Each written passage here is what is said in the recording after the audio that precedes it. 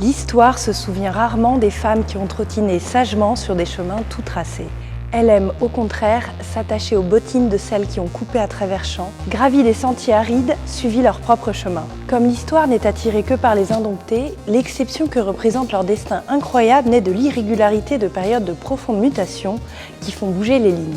Ainsi, dans le terreau de la modernité qu'est le passage du 19e au 20e siècle, va pousser une plante pareille à nulle autre. Elle est née Marie-Clémentine, s'est fait appeler Maria et nous la connaissons sous son pseudonyme d'artiste, Suzanne Valadon.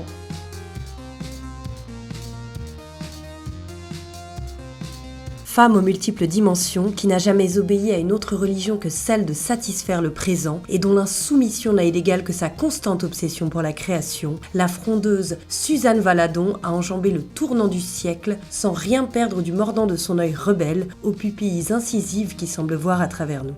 Ce monde qu'elles observent, le sien, le musée d'art de Nantes le raconte entre ses murs jusqu'au 11 février, où je me tiens aujourd'hui pour vous dresser le portrait de cet artiste révolutionnaire.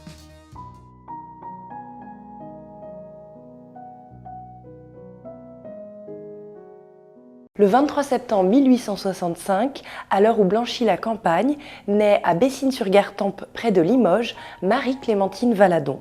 Sa mère, Madeleine, est une lingère de 34 ans. Son père, qui sait, il ne s'est pas déclaré, elle ne le connaîtra jamais. Grandie dans les vapeurs d'amidon et l'odeur de bois ciré d'une paisible maison bourgeoise, pas la sienne, celle des patrons, Marie-Clémentine se rend-elle compte que dans le village, sa mère n'a pas bonne réputation ? Autour d'une tasse de café fumant, les causeuses se racontent qu'elle a été mariée auparavant. Un bagnard. Quant à cet obscur amant qui n'a pas daigné reconnaître l'enfant, pour sûr, il y a de quoi être mis au banc. Rien ne sert de se repentir. Quand on est cerné par les cancans, mieux vaut de foutre le camp. Pour fuir cette vie de morne labeur, Madame Valadon mère décide de jouer une partie de poker avec l'existence et de tenter le tout pour le tout en allant s'installer à Montmartre, emmenant dans son baluchon sa fille et de l'espoir à revendre. Paris, alors, est pleine de promesses. C'est la fête impériale, la frénésie des boulevards, l'exposition universelle tous les 11 ans. Mais tout cela attendra, car avant Paris, c'est Montmartre qui leur tend d'abord les bras. La butte, à l'époque, ce n'est pas tout à fait la campagne, mais ça y ressemble. Il y a des poulets, des ânes, des moulins, des petites maisons aux murs beurrés d'enduit crémeux, et de là, on a l'impression de se tenir sur le toit du monde. Commence alors pour Madeleine une autre vie de labeur, dure cette fois pour subvenir aux besoins de la famille. Mais qu'importe, préfère-t-elle se dire, ce sera toujours mieux qu'avant. Car regarder en arrière ne sert à rien. Ici, au moins, elle n'a pas peur de son passé. Hélas, à peine sont-elles arrivées que face à la menace des troupes prussiennes à ses portes, Paris décide d'entrer en siège, imposant des privations qui vont creuser davantage les ventres des miséreux. Puis, c'est la Commune qui s'élève et s'écrase dans le sang. Poussée en même temps que le Sacré-Cœur, la gamine devenue adolescente s'invente une nouvelle identité dans cette ville bouillonnante où tout est possible. Le réel n'est que ce qu'elle choisit d'en faire. De son père fantôme, elle fait un châtelain, et de sa mère bêcheuse une intruse, se disant adoptée, l'ingrate. Insolent moineau de Montmartre, Marie-Clémentine rend chèvre une mère qui se demande si elle ne se serait pas trompée en lui ayant transmis l'atavisme de vouloir toujours demander mieux au destin. Dissipée, indisciplinée, sa fille se fait renvoyer de toutes les voies classiques de travail qu'elle se résigne à emprunter.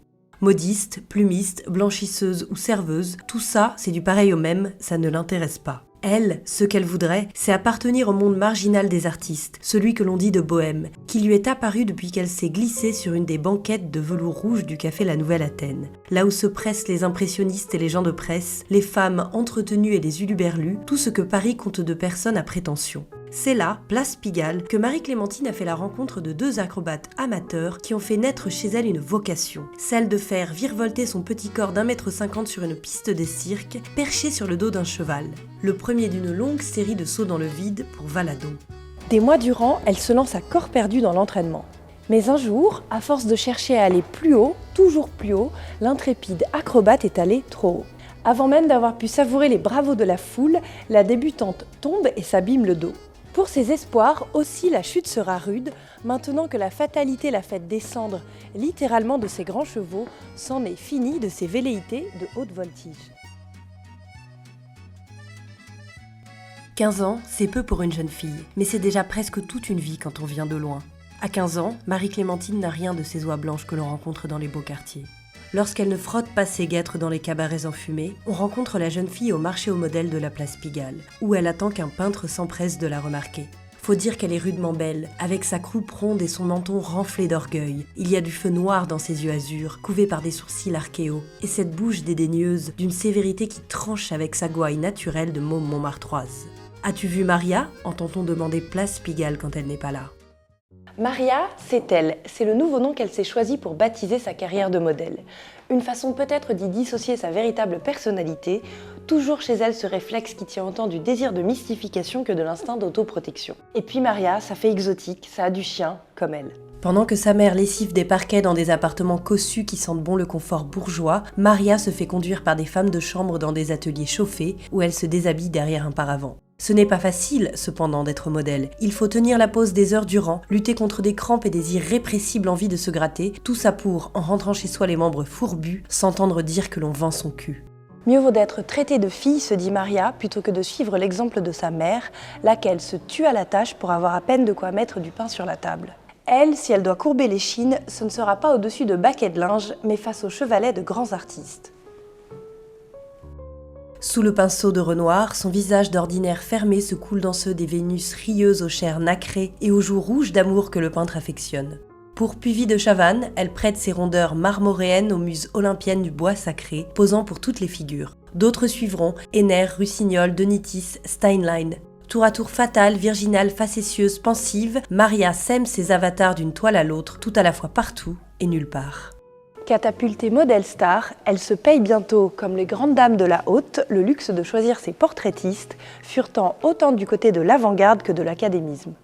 En plus d'un statut de micro-célébrité et d'une indépendance financière salutaire, cette carrière lui offre un poste d'observation privilégié sur l'épicentre de la création, même si cela n'est encore qu'au travers d'une vitre invisible. Ce qu'elle se garde bien de leur dire, c'est qu'elle aussi, elle manie le crayon d'une main experte. En vérité, elle dessine depuis le temps où jeune galopine, on la surprenait toute jupe au vent à se faire glisser sur les rampes de la butte. Des heures durant, elle pouvait s'appliquer à noircir tous les papiers lui tombant sous la main de la pointe de son fusain quand ce n'était pas le trottoir de charbon. Mais cette passion, comme son véritable nom, comme sa véritable histoire, n'appartient qu'à elle pour le moment, jalousement gardée dans le manteau de son orgueil. Ainsi, auprès des peintres, elle observe en agent double à son propre service, étudiants prenant mentalement des notes tandis qu'ils sont occupés à chercher l'inspiration.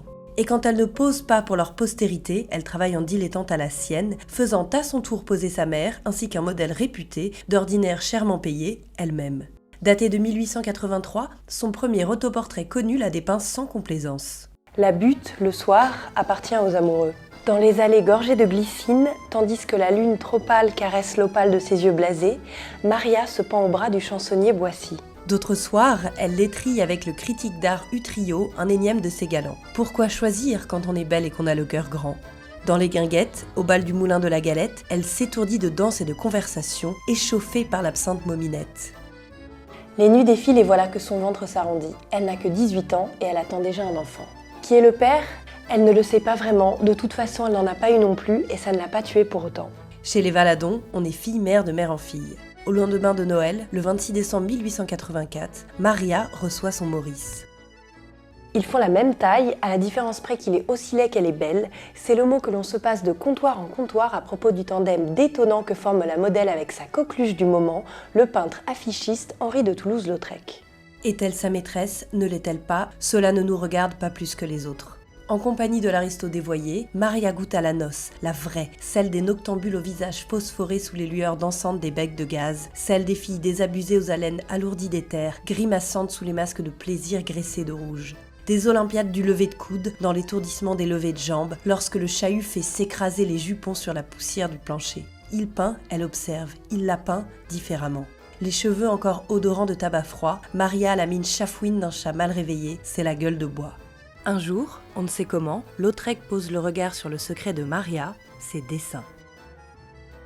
Séduit, il les montre à un ami, qui, séduit, les montre à un autre ami, qui, lui, écrit une lettre de recommandation pour qu'elle aille les montrer à un autre ami, Edgar Degas. Misanthrope, misogyne, l'impitoyable Degas n'est pas exactement réputé pour son amabilité. C'est un loup solitaire qui ne mâche pas ses mots, ni son mépris. Mais devant les dessins que lui présente la jeune artiste, électrisée par ce trait sûr, tout à la fois souple et dur d'une insolente vitalité, le vieil ours tend la main. « Vous êtes des nôtres », lâche-t-il, conquis. Dire qu'il s'agit pour elle d'une surprise serait mentir, elle se sait exceptionnellement douée, elle n'en doutera jamais. De Degas, dorénavant, elle devient la protégée, sa diablesse, sa terrible Maria, qu'il traite en consoeur et non comme une amateur, s'en faisant même le collectionneur. Tous deux partagent le goût de l'intimité surprise, des corps figés en plein mouvement, comme guettés au travers du trou de la serrure. L'ineffable beauté de la banalité, le sublime ordinaire. Et c'est justement pour ne pas être encombrée d'une filiation trop imposante, qui n'aurait manqué de jeter de l'ombre sur son propre travail, que Maria ne posera jamais pour Degas. D'ailleurs, elle ne s'appelle déjà plus Maria, elle signe désormais Suzanne Valadon, depuis que Lautrec l'a comparée pour rire à la Suzanne Aubin, lorgnée tout au long du jour par des vieillards lubriques, ses peintres. De cette boutade biblique, l'artiste tirera le nom qu'elle emportera pour la postérité, son patronyme professionnel, qui lui permettra là encore de dissocier cette nouvelle carapace de la précédente. Suzanne, ce sera elle, mais Maria et Marie-Clémentine aussi, car ces couches d'identité ne se phagocytent pas entre elles, elles se superposent en millefeuilles. Grâce aux encouragements constants de Degas auxquels elle rend visite chaque jour, Valadon continue d'explorer sur le papier sa quête de vérité. Tracées à la sanguine ou au fusain, puis reportées sur calque et parfois reprises au pastel, ces tranches de quotidien font la part belle à la puissance expressive des corps.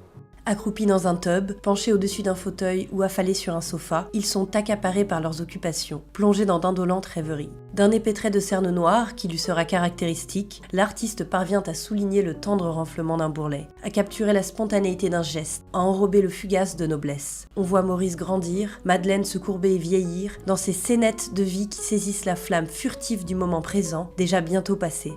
L'odeur de térébenthine qui flotte dans les ateliers, Valadon l'a bien connue du temps où elle posait. Mais chez elle, c'est autre chose. J'étais tellement sauvage et orgueilleuse que je ne voulais pas peindre, déclarera plus tard celle qui, longtemps, préférera s'en remettre uniquement à l'absolutisme de son trait de crayon, plutôt que de risquer d'en diluer l'omnipotence dans les pigments. Et comme seuls les imbéciles ne changent pas d'avis, en 1892, l'ombrageuse crayonneuse se décide à mettre un peu d'huile de lin dans son vin. Traversée par des accents rougeoyants et des hachures stridentes qui annoncent le fauvisme, sa palette est chaude, automnale. Ses figures cloisonnées comme des vitraux rappellent l'école de Pont-Aven. Toutefois, bien qu'elle était aux premières loges de la formation et de l'épanouissement des grands courants artistiques de cette fin de siècle, elle ne se réclame d'aucun d'entre eux. Elle n'appartient à rien, même pas à Degas, cette autodidacte qui s'est faite toute seule. Seulement, il ne suffit pas d'être un prodige naturel, il faut encore se frayer un chemin dans le circuit officiel, dont les voies classiques de l'enseignement artistique sont les affluents. Le monde de l'art est encore une chasse gardée, un précaré barré aux muses du bois sacré. Ayant appris sur le motif, Valadon n'a étudié dans aucune école ni aucun atelier.